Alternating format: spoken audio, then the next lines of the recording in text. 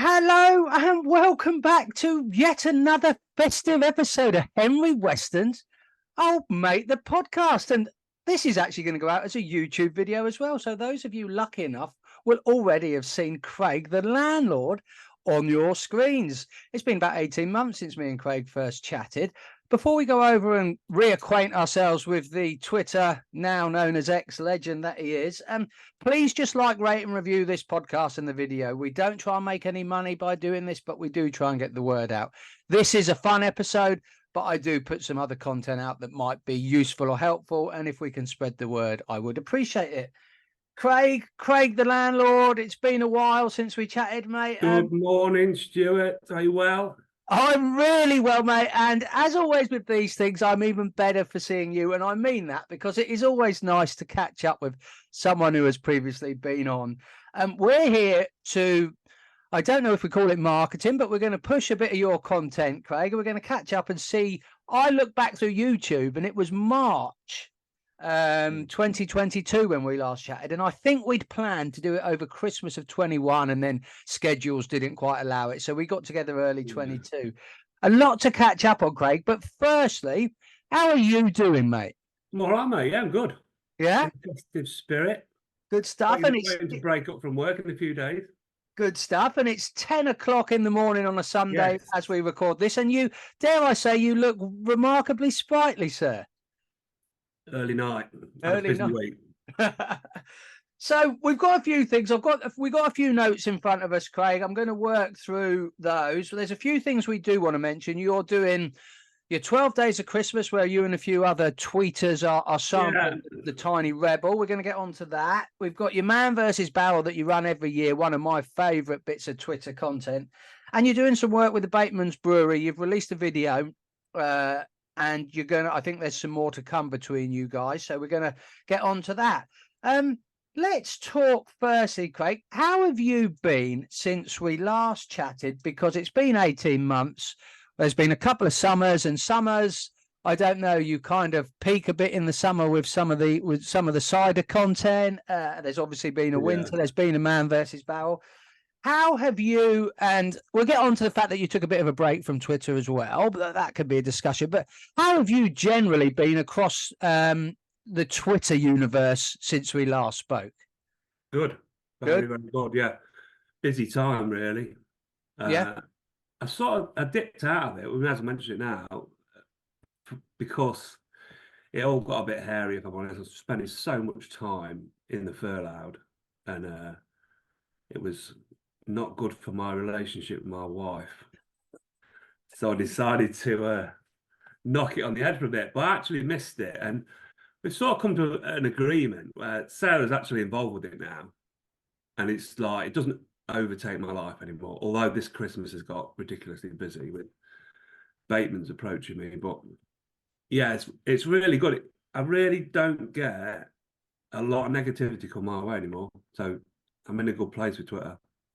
And I think it's a good point to touch on, isn't it, Craig? Because I have to be honest, and I'm just watching on from the outside, but that period building up to you taking a little sabbatical from Twitter, it did seem like the time in the furloughed was it was extending, and anyone could not a criticism at all, Craig, but it seemed to be extending beyond the usual weekend hours that I may have associated you with. Yeah, and I recognise that.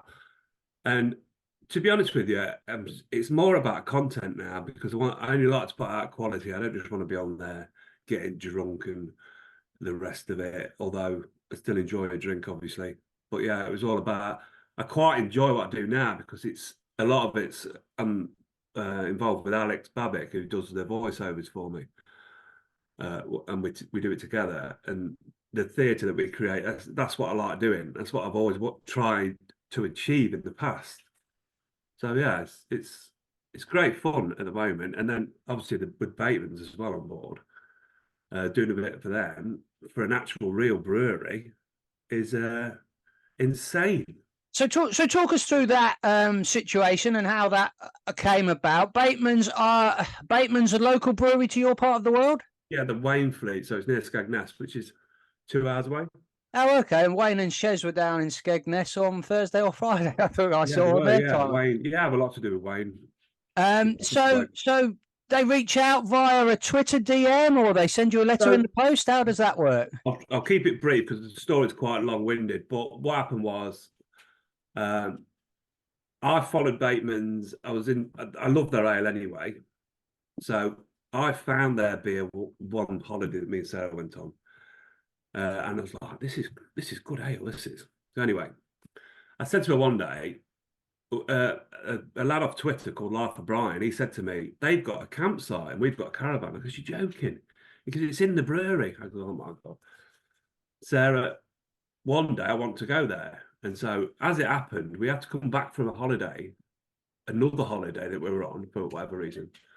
So we had a few days spare. So I said, let's go Bateman's. We went there, parked the caravan up, and the two brewers in the brewery, Joey and Carl, messaged me and they sent me a picture of inside the brewery. And we were just walking through the town and I was like, how are they in the brewery?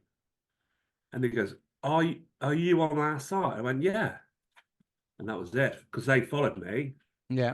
See, you don't realise, well, I don't realise, I still don't realise what an impact you have on people that are so used to seeing you that, they recognise you as, I don't know, it's weird. Yeah, I think, and that is the thing with social, and it doesn't take long. Someone like you, you're putting out content that appeals to a lot of people, and it didn't take long. We discussed in the past, Bootlegger over in Wales, and just sort of what a juggernaut, if you will, his content sort of became in a very short period of time. And it doesn't take long in the UK if you are pushing fun content revolving around having a drink in a pub, maybe in your shed. There's a lot of people who are going to pick up on that and get on board. And then we've got Timeline Skulls, and you've got a whole community that's popped up. And we've said it before, really very supportive of one another. It's sort of, in my Yeah, opinion, absolutely. Yeah, yeah. it's Still have things to do with time on schools now and again. Yeah. yeah, and it's everyone seems to have junctioned off, and I think clicks is the wrong word to use, but there are certainly lots of different people I think who met through the same thing have now gone off in maybe slightly different directions. Yeah, I think you're probably right. Yeah. But again, that's not a bad thing in the slightest. So moving on from Bateman's, and anyone who goes onto your Twitter profile can have a look at that first video you and Alex put out, and then there is more to come. I want to talk about Man versus Barrel, Craig, because I said it on the last podcast. It amuses me. It makes me laugh. It's that almost relationship that you form with that inanimate object that is a barrel of beer, but you formed such a strong bond over such a short period of time, and it just really appeals to me. So again, that's from a local beer supplier, Craig, isn't it? Is it the same ale every year or is it slightly different? Yeah, so loads of people keep asking me what beer is in the barrel this year. I won't tell them, but I can tell you now. Yeah, it's Gates's Brewery, who is a friend, actually, Stuart is. He's an ex-Incoop brewer. And I'm thinking of doing a short video into he's got a little brewery just up the side street. It's a beautiful place. I'll probably do that this year when I collect the barrel on the 21st, yeah. And it's called Reservoir because he lives on Reservoir Road. And Okay. it's probably one of the best beers in Burton-on-Trent, and that is a huge statement. Yes, I mean I've spent a bit on my wife's family in and around sort of Uttoxeter area, so pretty local. Sarah's dad live in Uttoxeter. In fact, Yeah. that's where we do the Man v Barrel at Barry's Bar in Uttoxeter. Oh, okay. Not in the Furlough. So so how many pints does the barrel hold roughly? Right, so it's a firkin. It's called a firkin, so it's 72 pints. And there is no specific time frame, is there, Craig? You probably try to work your way through it in that time you'd have away from work between Christmas and New Year. Yeah, I have a few days off. I'm usually just getting into it when it runs out. And you'll have a few people. I mean, I know anyone again who's watched and recently you had your brother Bear was on, and your son has Yeah. popped in to share a drink. You won't consume the whole 70 odd pints yourself, but you'll give it quite a good go. No, I don't consume it all. Barry has 2 pints out of it. Brilliant stuff, mate. So talk us. Let's move sort of backwards, if you will, because this we probably should have mentioned it. It's Happy Christmas to everyone, really, because we're Yeah, planning happy on Christmas. Merry Christmas, everyone. we're putting this out on Christmas Day. Yeah. In the build up to Christmas Day, you've been. I don't know, is it working with or in conjunction with the Tiny Rebel, and you and a few others have been sampling their 12 Days of Christmas? I just try, obviously, because I'm about content with the Furloughed Arms, and they've always been about content. I try and like think of new ideas. So I was in Newport at the Tiny Rebel tap house. I've been working there, and I love the craziness of that, what they do. It really appeals to me. But as we're finding, a lot of them aren't so nice. But so I thought, right, I'll buy my brother and Wayne a selection box, and we'll do this. We'll do the 12 Days of Christmas, and I make little posters in the morning, as you've probably seen. Yeah. Day 6, day 5, and yeah, it's had a good response actually. So it's just I'm not in conjunction with Tiny Rebel, by the way. No. I tag them in, but they have nothing to do with it. But the way I see it, the way I look at it, is we've not had a very good run so far, as you mentioned. But it's a bit like Deal or No Deal. I think we're just opening the blue boxes. Yeah, and I think the red ones are. I have my youngest brother actually Waiting for it. appeared on Deal or No Deal many years ago and blew 100,000 quid. That's a really? different stuff. That's a different story. Oh, that's a different story. Yeah, I did. What I have, because obviously Bear hasn't been so prominent on Twitter. I know he's had a few No. health issues, but I was thoroughly amused. I think it was day 2 or 3. He tried one, had one sip, put it down, and said that's not for me, and suggested he might have to have a rum instead, which which I thought was brilliant. Yeah, So let's talk. Let's go back a bit again. I keep going forwards to go backwards, Craig. I want to just touch on the social media, and you've said you're more pushing that quality content creation as opposed to just you sort of popping up in the furloughed after maybe a few too many and putting out content which is amusing but potentially is, I don't know if same is fair or unfair, but you want to actually put out content that you're proud of and you're creating as such. Exactly. The time would you mind talking to us a little bit? You've mentioned the build up to your time off Twitter, for that brief time you had off Twitter, but every now and again we get these little spats pop up, and that's Twitter, now called X. That's social media. How do you deal with that? Because I think personally, I think you have to be. Twitter's a bit like alcohol for me. Me and alcohol don't get on anymore. And Twitter and certain people don't seem to get on. I'm not going to mention any names, but within your little community, there are a few people who pop up every now and again, get a bit big for their boots and pop off. I think is they don't seem to have grasped the concept, but you and everyone else seem to be able to accept it for what it is and don't take anything too personally. Yes. Yeah.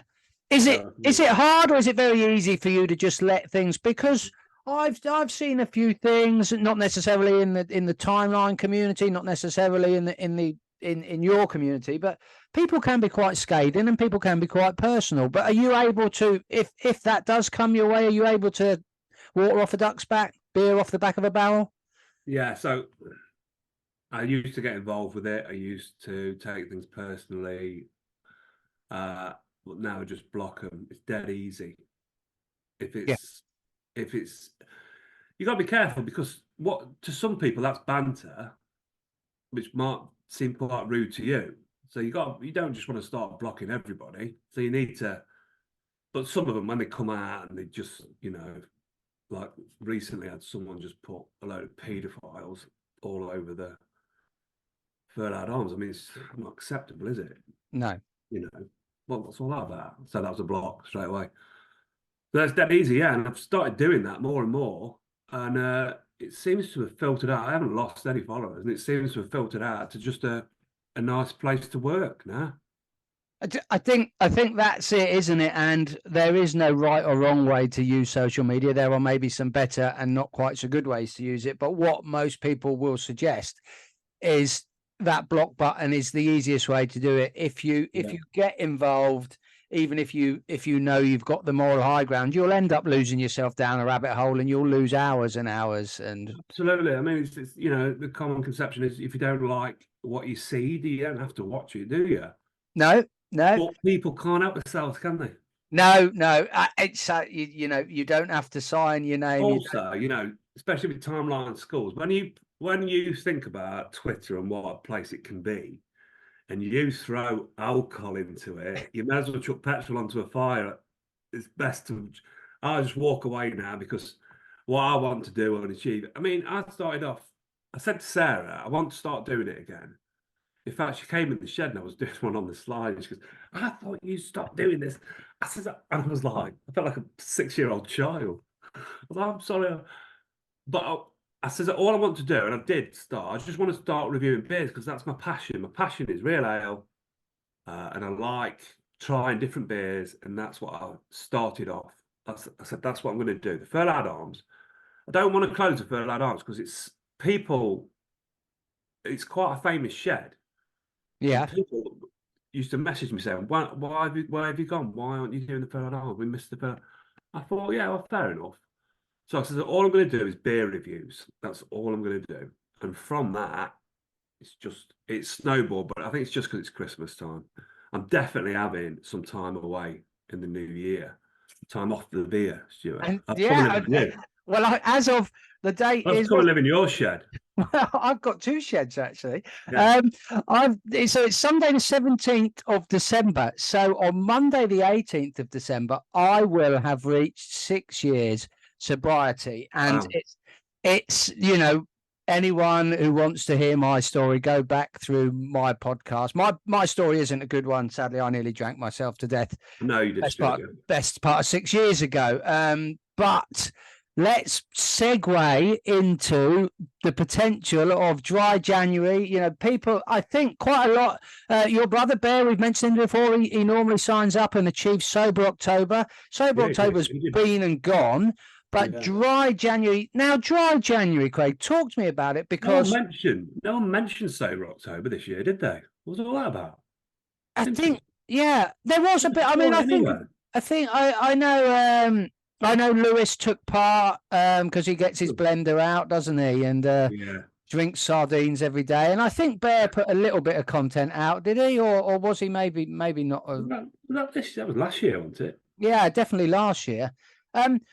Dry January, Craig, and I think brilliant. Again, brilliant for anyone who, yourself, let's be honest, Christmas is going to be quite heavy on the alcohol. Good to have a break. Some people would suggest that, why have January off if you're only going to wallop it hard in February? Yeah, but I mean, I think for you, is dry January about proving to yourself that you can do a bit of a strength? You might not want to prove that to yourself, or is it just a bit of time to sit back, reflect, and rest the body? How do you look at dry January? It's just so that I don't die. I mean, that's a brilliant answer. I mean, I think whether you want to or you don't want to, realistically, it will probably, even if you have to do it shaking in the corner of a room for the first week, it'll probably do you some good in the long run, won't it? Craig, we've gone through a few things. Man versus Barrel. We've gone through. Do you want to talk us through a bit more about the work with Bateman's, or is that more of a surprise? Yeah. So, I sort of lost my train of thought. So Joey and Carl, they were in the brewery. So me and Sarah, they said, "Would you want to come in for a drink?" We thought, "Yeah, fine, yeah." Because we recognise you off Twitter, the landlord. Because, all right, yeah, okay. Well, we were treated like absolute royalty, we really were. All the staff came down. It was a magical time. And then from that, I've heard nothing. I always said, my father-in-law came as well. He loved it there. And we always said, we'll go back one day, but we've never really. Sarah's into cruises now, so we have to go on cruises every year. But I said, I'd be happy just to go to the brewery for 2 weeks and drop me off because you won't have that. So anyway, I got a message out of the blue from a guy called Richard Price, who's their, social media guy at Bateman, saying, would you be interested in a chat? Oh, yeah. Why not? And from that, me and Alex said, we'll make you a video for you to push Rosie Nosy, the beer. This is what they sent me. Oh, I like it. Yeah. Christmas jumpers. I've got Pokemon. You've got Father Christmas with beer. Bateman's.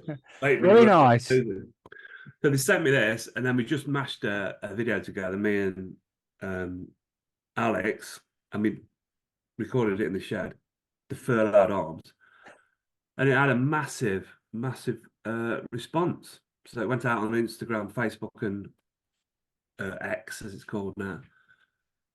And so we said we'd do another one at Christmas Eve, a Christmas message, which we've recorded now, and that's going to go out on Christmas Eve. So you'll be watching this when it's already out.